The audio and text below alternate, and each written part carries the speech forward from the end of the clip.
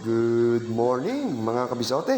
Halika, samahan niyo akong mulit maglalamas na naman tayo ng mga sangkap para sa ating simpleng pananghalian. Let's go! Naggisa lang tayo dito mga kabisote ng bawang, sibuyas at yung ham na hiniwa natin ng maliliit na pakodrado. And then sunod na natin yung hinimay natin na manok. Ayan. Nasa ibang kusina kasi tayo ngayon mga kabisote. At lalagyan din natin yan ng pinagpakuluan ng manok.